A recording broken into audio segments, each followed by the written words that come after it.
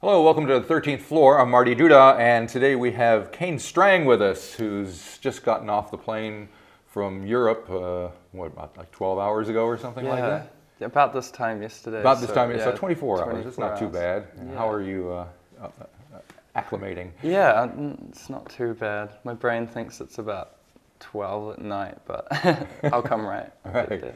Now, the reason that we're talking is because you have a new album on the way. It's called Two Hearts and No Brain. Yep. It's due out on June 30th, and it's on the Dead Oceans label, right? Yeah, it is. So that must be a fairly big deal. You were on Flying Nun before, yeah, which is another iconic label, and now you've moved over to Dead Oceans. How did that all take place? I've actually been in contact with them for a while, ever since I started talking with Flying Nun even. Right.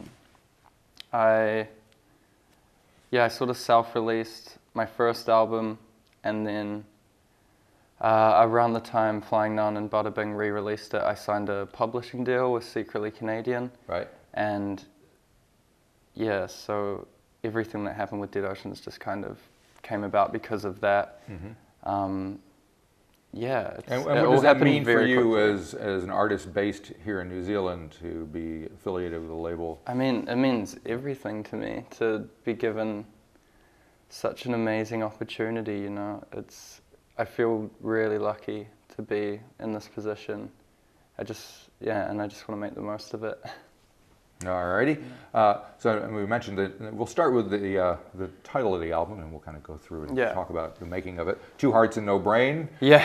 Explain, please. Is that how you feel about yourself? No, I guess the album's a bit angsty, and I just wanted to let people know that straight up. But also, I think there's this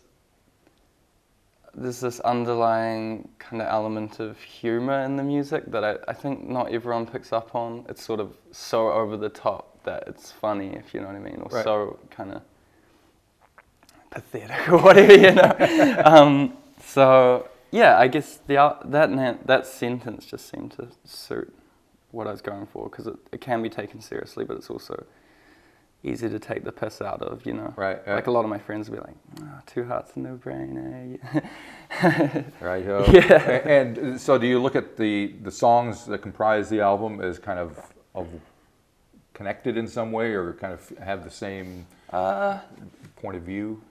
Yeah, I guess so. You know, I wanted to make something that was cohesive and made sense as a whole thing. But yeah, at the same time, I think each song is its own thing and unique in some way, yeah. Mm-hmm. And songwriting-wise, how do you go approach it? I have a couple of different ways, really. A lot of the time, I do the pretty typical singer-songwriter thing, pick up an acoustic guitar and, you know, strum some chords. But recently I've been starting with the rhythm section a lot more. Like, I sort of program the drum beat, right, and then continue on with the bass line. And yeah, I think that is one thing that helps each song become its own thing, because as a guitarist I have a lot of bad habits, a lot of intervals I'll always use and and sort of patterns I'll go back to, but I'm not a drummer, so each thing I write for being my drummer is different, if that makes sense. Mm-hmm. Yeah. Right, because you're not coming here from a drummer's perspective. I'll give him something. He's just like, "What the hell are you doing? This is not right. This is not what a drummer would do." It out. Yeah, and it's like, well, you know, deal with it. And my understanding is, on the previous album, on Blue Cheese, you kind of it didn't feature a drummer. It was all programmed beats and things that just programmed drums, which is not something I wanted to do, but I was just in a rush and desperate to get something out, and yeah, I think it's fine. Right. Yeah. So this album was recorded in Dunedin at Chick's Hotel, at Chick's, right? Yeah. So Chick's was an iconic venue down there. Yeah. And now they've kind of changed it over to a studio. Yeah. What's the studio like? It's amazing. It's like, I'm really glad I had my first studio experience there. Right. Because, I don't know, Tom Bell's just set up so well. Like, there's every instrument you could ever want there, and like, it's just a comfortable place to hang out too. Like, I felt, yeah, really good making music there. And it's a bit spooky as well, you know. There's that kind of like haunting vibe to it. Right. Yeah. Is it an old building? Yeah, it's really old. I don't know like exactly how, but it must be like, I don't know, it's been around a while. I think like dock workers and stuff used to go there a lot. It must be a couple hundred years or a few hundred years, I don't know. Right. And while you're recording, is it mostly you and the engineer, or do you have quite a few other people working with you? How? Yeah, it's pretty much just me and Stephen there doing it. We actually did the drums in Christchurch beforehand. Right. And then continued on doing all the bass and guitar and stuff at Chicks. But yeah, it was pretty much just Stephen and I sitting there experimenting and working stuff out. And for folks who are familiar with Blue Cheese, which got quite a bit of acclaim and whatever, what can they expect to hear on this album? Is there much of a difference music-wise, or are you just kind of taking off from where you were before? I think it's a lot more songwritery, again, if you know what I mean. There's a bit more meat to it. Blue Cheese was very direct and straight, and yeah, I think there's a bit more to these songs. It's a bit more refined, and it's sonically way better because it was recorded by someone who knows what they're doing. unlike me. So right. Yeah. Well, I, when you mentioned the song, I picked a couple of titles maybe that we can just touch on for a second. Yeah. Silence Overgrown. Yeah. Well, that song kind of picks up on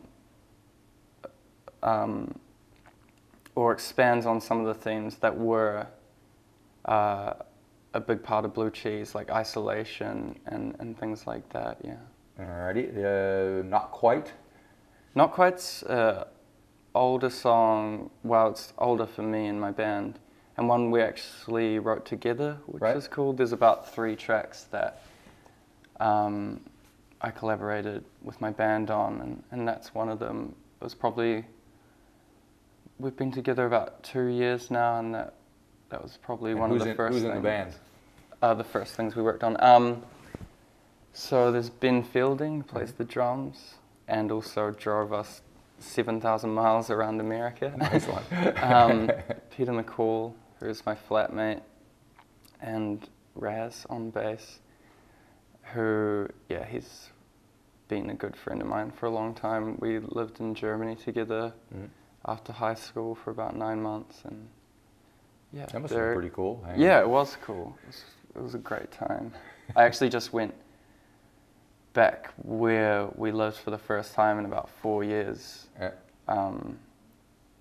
last week after the tour ended in Europe. So it was. Had it changed much? Really cool. No, not at all. Not at all? I was we're in quite a small town, and yeah, it's pretty much the same. Because you've been touring Europe for the last few weeks at least, right? And of course, here in New Zealand, we're reading all about all the stuff that's going on in Europe, whether it's terrorism stuff or just, the politics of it. What's it like to be kind of in the middle of all that while that's happening? Well, everyone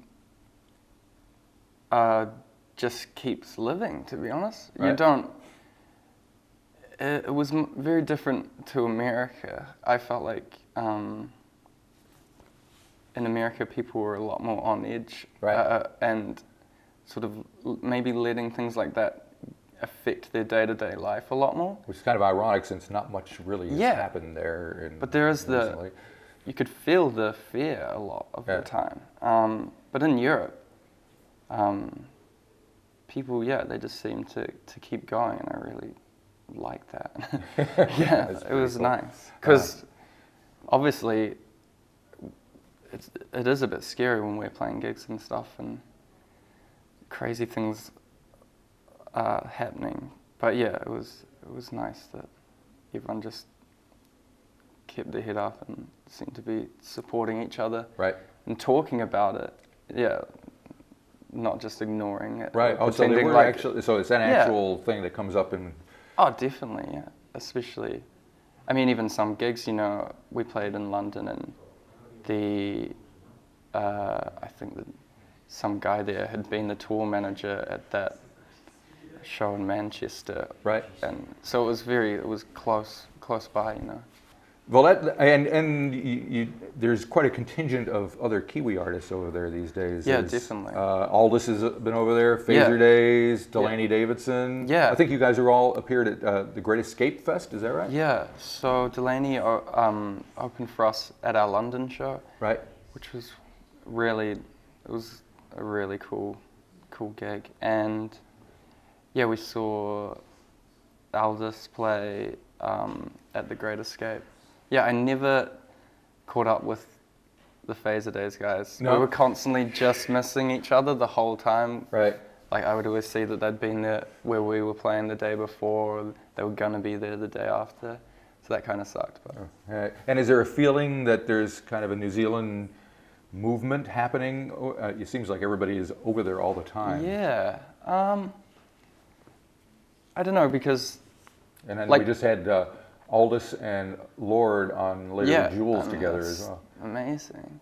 Yeah, I don't know. I mean, there are a lot of bands touring there all the time. Maybe there's more of a feeling here than there is over there. Right, like, not everyone there is like, oh, it's a New Zealand takeover or something, you know? Because there are just thousands of bands from everywhere playing every night. But yeah, I think it's great that people here seem to realize that something's happening, and there are a lot of good bands around, and people seem to be really getting behind bands from here, which is nice, because it is like a hard thing to do. So having that support from home it helps a lot. Cool. So the album's out on the 30th. You're here in New Zealand for a while. Yeah. We were talking before we went on camera that I'm surprised that you don't seem to have anything planned as far as a tour or shows. Or it's all been so hectic, to be honest. Like America happened, and then we very quickly found out we had to do Europe as well.